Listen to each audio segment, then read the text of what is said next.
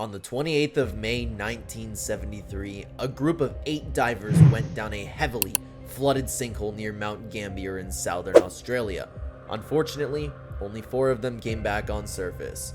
Even after hours of struggle, the survivors weren't able to help their teammates, and only their dead bodies were found days later. To this date, these are the only 4 fatalities at the site, and the locals know this incident as the tragedy of Mount Gambier's shaft. So, what exactly happened? What were these divers doing in that sinkhole? How did the 4 divers die? And how did the other 4 survive? This is the story of the Mount Gambier tragedy. Countdown to the incident. So, the story starts on the 26th of May 1973 when a group of 9 divers arrived at Mount Gambier in South Australia. The plan was to go cave diving at the shaft, a 3 feet wide sinkhole which opens up into a large underwater cavern, famous among divers for its clear water and interesting internal structure. The 8 divers that planned to go into the cave were John H. Bockerman, Peter S. Burr, Christine M. Millett, Glenn Millett, Stephen Millett, Larry Reynolds, Gordon G. Roberts, and Robert J. Smith, while the 9th group member, Joan Harper, had decided that she wouldn't be diving and would instead remain close to the sinkhole, preparing food and assisting the remaining group members in other ways. Now, just a day before the accident had occurred, the group had logged into the guest book at the farmhouse of BV. After that, they had gone to the diving site and successfully completed a dive at the sinkhole. While diving, they also extended a new shot line which led approximately 150 feet into the water and reached the main point of the cave that's known as the rock pile. As the name shows, this point is a central pile of limestone rocks just 40 meters directly below the sinkhole entrance. For a short time, the group explored the surroundings of the rock pile, after which they came back to the surface. With their shot line still intact, the group planned to return the next morning and continue exploring the cave. The accident. 2 days later, on the morning of the 28th of May, the group arrived at the sinkhole again after refilling their oxygen cylinders at Mount Gambier. Shortly after reaching, the 8 divers quickly descended into the rock pile. Now, reports from the surviving divers indicate that they had not planned to go beyond the rock pile, as it was considered the boundary for safe diving. Everything around this pile was dark, unexplored, covered in loose silt and limestone rubble, making it extremely difficult to explore without surplus oxygen. At the edge of the rock pile, Smith began to feel the effects of nitrogen narcosis as his oxygen level was getting quite low. His depth measuring device was showing approximately 180 feet. Now, Smith was the most experienced diver of the group, so he quickly signaled to his group that he was returning to the top of the rock pile. The group at this point didn't return. While circling around the rock pile, he saw the torch of Glenn Millett, who was returning from the direction the others had gone in. Glenn Millett had been monitoring his gauge, and he had attempted to tap her sister, Christine Millett, on the arm and remind her that her time was also up, but the two were separated before he could.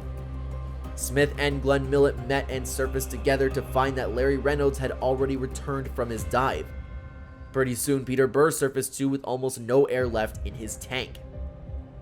Almost all empty tanks indicated that the tanks of the remaining group members would be in the same condition, so Glenn Millett quickly put on a spare tank and returned to the water.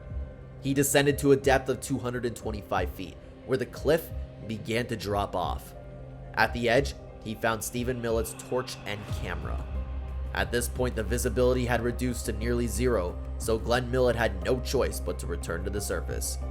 By the time he surfaced, an ambulance had arrived at the sinkhole. Peter Burr returned to the cavern for one more look, but found nobody.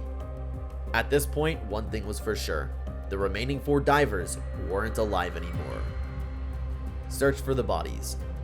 On the 29th of May, a day after the accident, the official search inside the cave was started by the police underwater recovery squad.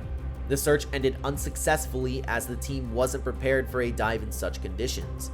The second attempt was made on the 30th of May. That too was unsuccessful.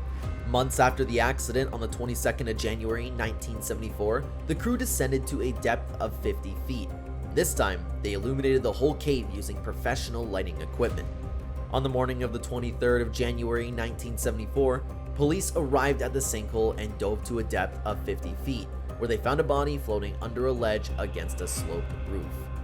The body was immediately towed out, and police divers continued searching to a depth of 180 feet, finding nothing else. The body was found to be that of Stephen Millett.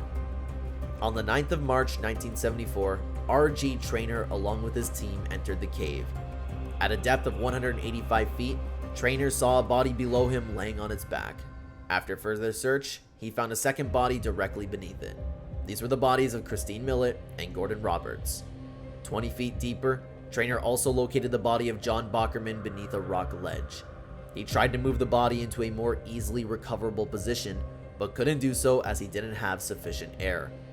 The next day, the divers attempted to return and recover the bodies, but did not succeed, and soon the effort was called off.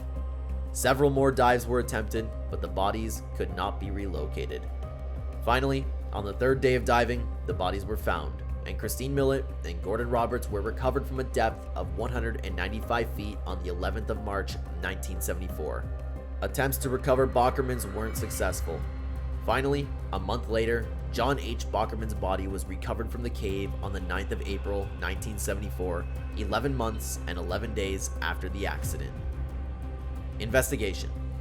After the recovery of the bodies, a formal investigation was conducted, and the cause of death in all 4 cases was found to be drowning because lack of air. Special Magistrate R.F. Stokes, who was a coroner in the case, concluded that the 4 divers overstayed their time at the bottom. As a result, they ran out of air and died of hypoxia.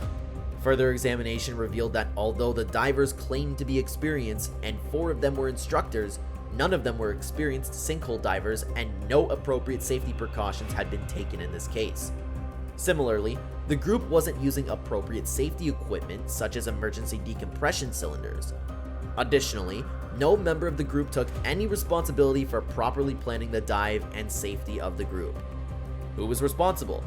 Many people call this a failure of authorities who failed to establish a proper safety or precautionary system at the sinkhole, but the truth is that the true culprits in this case are the divers themselves. There's no denying that the initial descent had gone smoothly, but the 8 divers had neglected several recognized safety procedures while making the dive. Firstly, the shot line did not extend all the way to the cavern floor and was not equipped with extra air tanks. Similarly, the divers hadn't prepared with adequate air management strategies. The dive was poorly planned, and the group had not established any specific diving partners or a team leader, a thing that's very important in such cases. Most importantly, they weren't using any safety lines. Glenn Millett later stated that they did not use safety lines because 8 separate lines in such a tight space would have created a dangerous situation for the divers. Robert Smith, who had dived at the sinkhole on 8 previous occasions and formed most of the dive plan, mentioned that he was not expecting other members of the group to go as far into the cave as they did, the step which eventually caused their death. The Mount Gambier tragedy to this day remains one of the deadliest accidents of Australian diving history. The case tells us the importance of informing a proper plan and following it while going on such dives. More than 50 years have passed, and these casualties remain to be the only deaths at this site.